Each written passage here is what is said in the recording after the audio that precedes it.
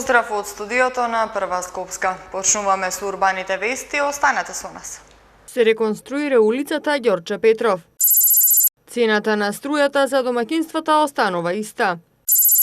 Сервисни информации и актуелни настани и случувања од градот. Почна реконструкцијата на улицата Ѓорче Петров во должина од 1500 метри. Станува збор за улица со доста оштетен коловост. Работните активности се очекува да завршат пред крајот на летото, со цел да биде во функција на граѓаните пред почетокот на новата учебна година. Екипите на град Скопје ја почнаа реконструкцијата на улицата Ѓорче Петров на потегот од општинската зграда до бензинската пумпа на Мак Петрол. Увид во градежните работи на оваа делница денеска изврши градоначалникот Петре Шилегов. Како што информираше тој, реконструкцијата на улицата на дел од улицата Ѓорче Петров ќе биде во должина од околу 1500 метри. Градежните работи се очекува целосно да завршат пред крајот на летото, со цел овој сериозно оштетен коловоз да се стави во функција на граѓаните пред почетокот на новата учебна година, а тоа значи и да се зголеми безбедноста во сообраќајот. За реализација на оваа реконструкција од буџетот на градот се издвоени околу 50 милиони денари. Градежните работи овде очекуваме дека пред крајот на летото во целост ќе бидат завршени со цел да овој сериозно оштетен коловоз биде ставен во функција на граѓаните пред започнување на училишната година. Автоматски значи потоа да зголемиме безбедноста во сообраќајот. Инвестицијата е вредна околу 50 милиони денари, средства обезбеđени од буџетот на град Скопје и замолувам граѓаните во текот на целото лето еден по еден ги внесуваме објектите, ќе имаме сериозни реконструкции на уште десетина места во нашиот град, за трпение, за почитување на сообраќајните режими кои што се воспоставуваат, бидејќи на крајот на денот реконструкцијата ја вршиме за нашите потреби, за потребите на граѓаните. Во текот на летото ќе продолжат реконструкциите на повеќе булевари и улици во надлежност на град Скопје. Поради тоа Шилегов уште еднаш ги замоли граѓаните за разбирање додека траат градежните активности. Исто така тој упати апел до сите учесници во сообраќајот да ја почитуваат поставената патна сигнализација и на дневна основа да ги следат информациите за привремен сообраќаен режим, што ги објавува градот Скопје. Од 1 јули универзалниот снабдувач Евана Хоум нема да ја зголеми цената на струјата. Регулаторната комисија за енергетика објави дека цената на електричната енергија нема да се менува. Одлуката за цената на струјата ќе важи до 30 јуни следната година, а на регулираниот пазар ќе нема потреба од увоз на електрична енергија. Непроменета останува цената на електричната енергија по која од 1 јули понеделник домаќинствата ќе ги снабдува универзалниот снабдувач Евана Хоум, што почнува со работа како дел од целосната либерализација на пазарот на труд, одлучи денеска регулаторната комисија за енергетика. Одлуката за цената на струја ќе важи до 30 јуни следната година, а на регулираниот пазар ќе нема потреба од увоз на електрична енергија. И покрај целосната либерализација на пазарот на електрична енергија од почетокот на годината, со која голем број комерцијални потрошувачи ги намалија своите трошоци за електрична енергија помеѓу 20 и 30%, цената за домаќинствата останува непроменета, рече денеска на пресконференција претседателот на регулаторната Марко Бислимовски. Според него, со стартот на работењето на универзалниот снабдувач, единствена промена за домаќинствата ќе биде новото име на компанијата на сметките од следниот месец. Се друго, вклучувајќи и цената, останува иста. Маржата од 11,5% што е утврдена за универзалниот снабдувач треба да му ги покрие сите трошоци за работењето, да му обезбеди средства за ликвидност и да му овозможи одреден профит. За сервисните информации и актуелни настани и случувања од градот, не информира колешката Андријана. И денеска надвор од студиото на Урбаните вести ви информираме за случувањата во главниот град, за сервисните информации, културните настани и актуелните случувања. Загрижени граѓани, родители и жители со денови наназад протестираат за дислокација на Центарот за зависници од кисела вода. Се жалат дека секојдневно наидуваат на медицински отпад, шприцови и игли на кои веќе неколку жители тврдат дека се имаат и боцнато. Граѓаните на кисела вода, според нивните изјави, живеат во страв дека ќе нагазат на некоја игла и ќе се заразат со некоја заразна или неизлечива болест. Се плашат и за здравјето на децата вината за сликите кои ги имаат пред своите очи. Тие велат дека нема да се откажат од протестот и очекуваат конечна дислокација на Центарот за зависници. Министерот за здравство Венко Филипче изјави дека ќе се најде решение за дислоцирање на Центарот за третман на зависници од општина Кисела Вода, посочувајќи дека покрај предлогот за негова преселба во општина Газибаба се разгледуваат уште две алтернативни локации. Според него, засега е најдобро сегашното централизирано решение со оглед на недостигот на персонал. Граѓаните кои протестираа и денес рекоа дека и в понеделник ќе продолжат со протестите. Пред Општинското основно училиште Вера Циревири Трена во Карпош 2 поставен е нов интелигентен лежачки полицаец, соопштија од Општина Карпош. Со надминување на дозволената брзина од 30 км на час се активира поставениот лежачки полицаец и дава сигнал на возачот да ја намали брзината на движење. На овој начин се зголемува безбедноста за учениците и за сите граѓани во Карпош 2 на улицата Руѓер Бошковиќ. Дополнително подготвени се и проектите за нови лежачки полицајци пред основните училишта Јана Москоменски, Војдан Чернодрински и Димо Хаджидимов, изјавија од Општина Карпош. Од Општина Аеродром пак соопштија дека шестиот фестивал Гола месечина, кој го организира заедно со Театар Комедија, оваа година наместо во јуни ќе се одржува од 2 до 9 септември. Фестивалот, чија цел е да го збогати културниот живот во општината и предизвикува се поголем интерес кај граѓаните, и годинава ќе се одржи во спортскиот центар Ново Лисиче, а влезот за сите е бесплатен, информираат од Општина Аеродром.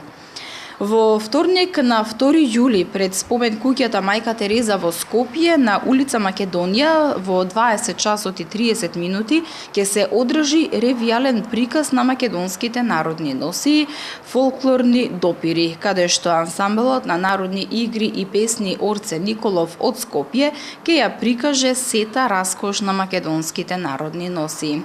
Настанот е во склоп на јубилејното 40-то издание на Скопското лето. Ансамблот Орце Николов во својот фундус има повеќе од 680 народни носии. За да ја приближи вистинската вредност и убавина на народната носија до современата публика, неопходно е да се користат современи форми за нивна презентација.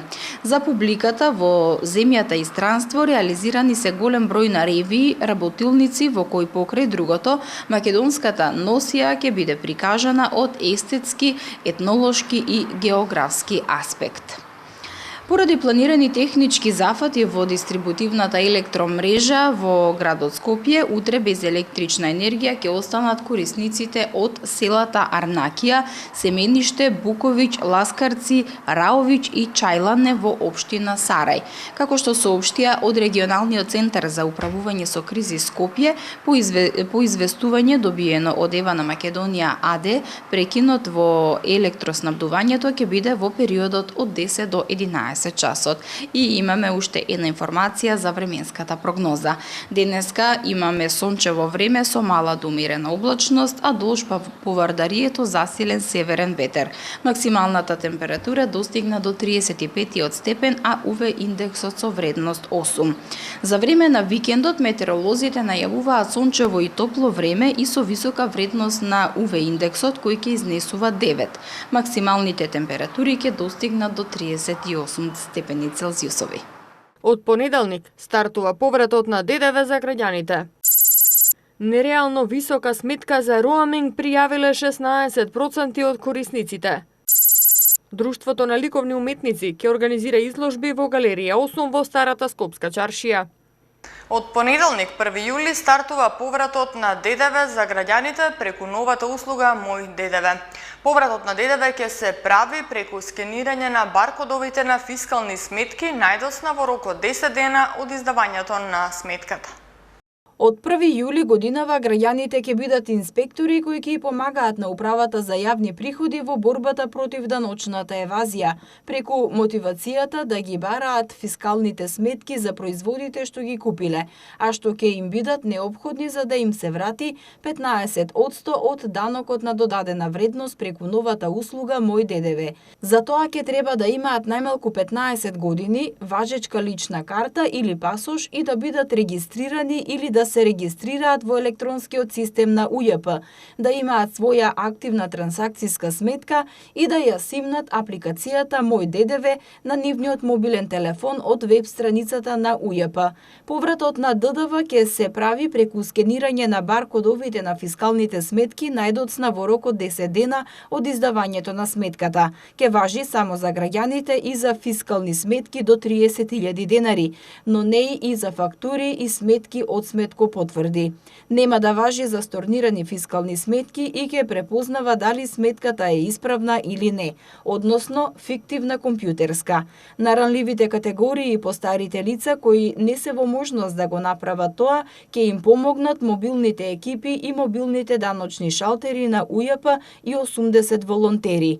Ќе има на располагање и баркод читачи, мобилни телефони во сите организацијски единици на УЈП преку кои ќе се врши читањето и киоск апарати. А на еден мобилен телефон ќе биде остварена можност да има повеќе профили. За парите кои ќе се добијат како поврат на ДДВ, граѓаните нема да плаќаат персонален данок. Првата исплата ќе биде во декември 2019 година, директно на сметките на граѓаните, а потоа на секои 3 месеци, односно во февруари, мај, август и ноември. Од оваа услуга на граѓаните ќе им бидат вратени најмногу 50 милиони евра годишно, а лимитот за едно лице ќе изнесува 1800 денари квартално или најмногу 28.800 денари годишно за едно 4-члено семејство. Директорката на УЈП Сања Лукаревска рече дека управата е целосно подготвена за стартот на новата мерка и додаде дека во изминатиот период тим од УЈП заедно со Министерството за финансии интензивно и посветено работеше на креирање модерен, брз, ефикасен и едноставен начин преку кој граѓаните ќе можат да го искористат своето право за поврат на ДДВ. Динамичниот начин на живење наложува ефикасно користење на времето. Па од тука верувам дека целосната дигитализација кон што се стреми УЈП ќе им помогне на граѓаните да ги остварат своите права поврзани со надлежностите на УЈП од областа на даноците на брз и едноставен начин. Од 1 јули фискалните сметки веќе нема да представуваат парче хартија кое што ќе ги подсетува граѓаните само на парите кои што ги потрошиле, туку и на парите кои што ќе им се вратат. По стартот на проектот поврат на 15% ДДВ кај граѓаните, на секој граѓанин ќе му биде навистина важно дали фискалната сметка во нивните раце е валидна или пак за производот кој што го купиле, некој им издал незаконска фискална сметка и со тоа им гоускратил правото да остварат враќање на ДДВ. Апликацијата дозволува скенирање само на валидни фискални сметки, додека незаконските компјутерски сметки не ги препознава. Нереално висока сметка за роаминг пријавиле 16% од корисниците на електронските комуникацијски услуги, според испитувањето на јавното мислење од аспект на заштита на корисниците. Дури 40% од испитаниците не знаат на што се должи висината на сметката. Во 16% од случаите при користење роаминг од корисници од државава имало нереално висока сметка, што представува пат од 2% во однос на минатата година. Повеќето од лицата што добиле висока сметка за роаминг сметаа дека таа се должи на користење разговори 36% и користење на интернет 32%, додека 40% не знаат на што се должи висината на сметката. Тоа се дел од клучните наоди од испитувањето на јавното мислење од аспект на заштита на корисниците на електронски комуникацијски услуги, спроведено за потребите на Агенцијата за електронски комуникации од 24 до 31 минатиот месец врз репрезентативен примерок од 1100 испитаници. Скоро 1/5 од испитаниците кои знаат што е роаминг, слушнале за договорот за регионален роаминг. Од нив 16% ја користеле таа поволност. Половина од корисниците на регионален роаминг пак сметаа дека тоа е незначително поевтин. Ново намалување на цените на услугите во роаминг меѓу Македонија, Србија, Црна Гора, Албанија, Косово и Босна и Херцеговина ќе има од понеделник. Од тој датум цените ќе се намалат за 27%, а од јули 2021 година ќе бидат целосно укинати. Согласно договорот подпишан на вториот дигитален самит за Западен Балкан, како предуслов за почнување на постапката за укинување на роамингот кон Европската Унија. Според податоците на АЕК, во последните 12 месеци, 18% од населението во државава користело роаминг. Повеќе од 1/4 од корисниците на роаминг се информираат за цената за роаминг во соодветната земја. Роамингот најчесто се користи за испраќање на SMS пораки, 78%, а за разговори 54,8%, додека интернет во роаминг користеле само 18% од корисниците на роаминг. Галеријата 8 Безистен во Стара Скопска чаршија повторно се отвора за членовите на Друштвото на ликовни уметници. Членовите уметници ќе имаат можност еднаш месечно да се представат пред јавност. Друштвото на ликовни уметници на Македонија повторно ја отвора Галерија 8 Безистен во Старата Скопска чаршија, во која еднаш месечно негови членови уметници ќе имаат можност да се представат пред јавноста. Првото представување ќе биде на уметницата Маријана Косточиновска-Узунчева, чија изложба со наслов Деконструкција на пејзажот таму ќе биде отворена в понеделник од 21 часот. Друштвото на ликовни уметници на Македонија ќе организира изложбата во соработка со фестивалот Скопско лето. Откако беше избран за председател на друштвото во март, Филип Фидановски соопшти дека меѓу заложбите на неговиот тим е друштвото да добие свој галериски простор и дека со 73 години постоење друштвото тоа го заслужува. Порано се знаеше кога правеше друштвото на ликовни уметници на Македонија изложба, тоа беше празник. Се собираше целата фела, одеше на изложба, па рачунајте сега колку уметници се, сите кои ќе отидат со уште по еден, двајца, па каков митинг станува таму. Денеска тоа го немате. Денеска веќе изложбите не се за вие да, не знам, покажете некаква врвна уметност, него е тековна уметност некоја. Јас немам печаток дека имам печаток уствари дека изложбите се прават само колку да се направат, а не да постигнат некаква цел и да покажат некаква идеја. Се помалку се такви идејни, квалитетни изложби. Тоа беше еден од предизвиците.